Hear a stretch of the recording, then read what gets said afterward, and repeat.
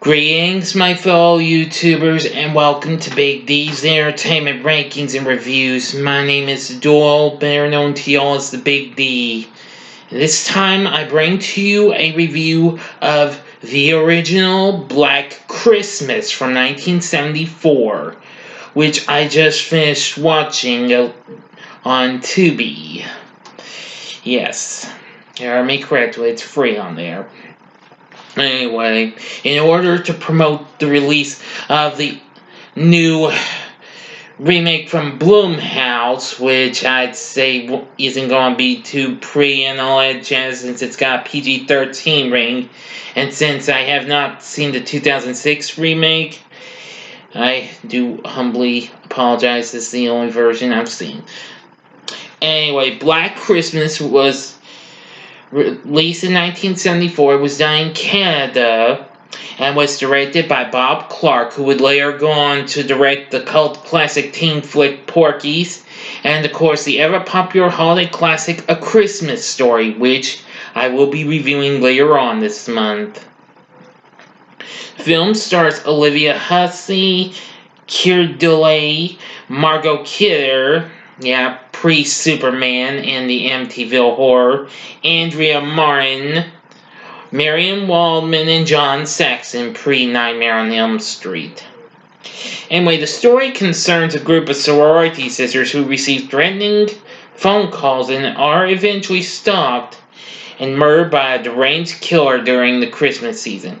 Now, I'm going to try not to give too much of the story away, so I'm going to try not to give the whole story away if you've not seen it, so...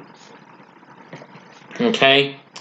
Now, this was inspired by the urban legend The Babysitter and the Man Upstairs and a series of murders that took place in the Westmount section of Montreal in Quebec.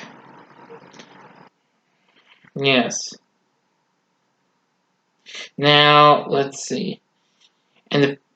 Now, the story was written by A. Roy Moore, and he wrote the screenplay under the title Stop Me. Well, the filmmakers made numerous alterations to the script, primarily the shifting to a university setting with young adult characters. Anyway, it was released by Ambassador Film Distributors in Canada, where, as in the US, Warner Bros. Got the American rights. Anyway, let's see. But anyway, Black Christmas was called. In the US, it was known as Silent Night, Evil Night. Anyway, the film received mixed reviews though, but however, since received praise, with film historians knowing it for being one of the earliest slasher films before Halloween or Friday the 13th. It is also praised for concluding without revealing the identity of its villain, as well as serving as an influence on Halloween, of course. But anyway, it has become a cult classic. Anyway, well, this girl named Jess is the one that has gotten answers from a mentally unstable man who is implied to call the house regularly. Well, she summons her fellow students into the room where they listen and what have you. And, well,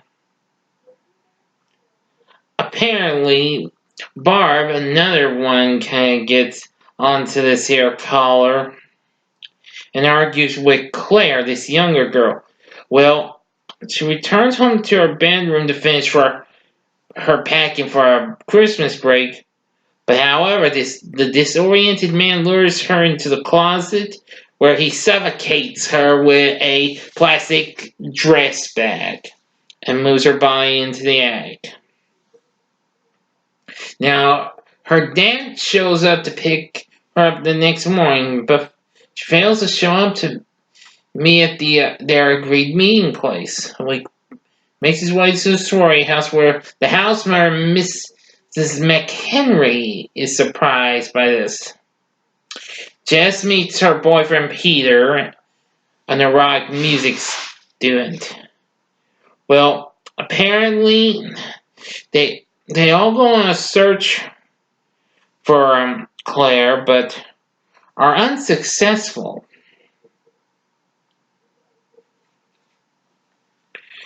Now, and they decide to search for, let me look, another schoolgirl named Janice seemingly vanished from the school and what have you, so they go looking for her.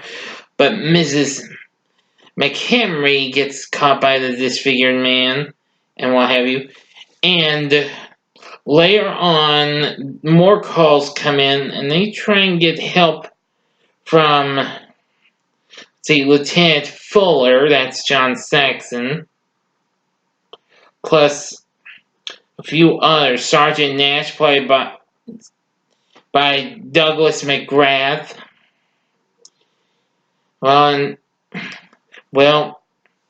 Soon, later in the movie, Barb is killed with a glass figurine while Jess is being distracted by Christmas carolers. Well, let's see. Jess gets more calls, so Lieutenant Fuller believes that Peter's behind all this and what have you. Jess continues to get more calls, and soon, well, she soon learns that the killer alludes to some sort of transgression between two children named Agnes and Billy. Yes. Long enough to be traced by Bill Graham, played by Les Carlson. So,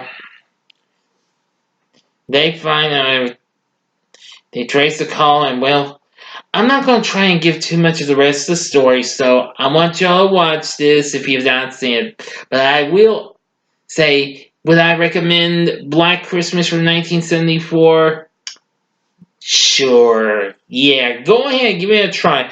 Although this is only the second time I've seen this, because I watched it a few years back on YouTube, and, well, it was good at first. I was kind of bothered by foul-mouthed language from the beginning, first call, though. However, I decided to give it a second chance. And, well, it's grown on me a little more, so yes, I would recommend Black Christmas from 1974. The story was real good. The cast was great. I think it was pretty good and all. So anyway, I feel like though it has a few silly bits and what have you in some parts, not a whole lot, but I feel Black Christmas from 1974 is more ups and downs. So please tell me what you thought about the original Black Christmas in the comments section. Like this video and check out any other videos of mine and subscribe to my channel and be a part of the Big D Nation. And I'll have some more holiday reviews coming up. Now, this is a horror movie, so brace yourselves because I'll have more horror coming up this weekend when on Friday the 13th, which the new Black Christmas comes, I'll be starting to review the Friday the 13th franchise. So be ready for that, my horror friends. Until next time, I'm the Big D saying, see ya.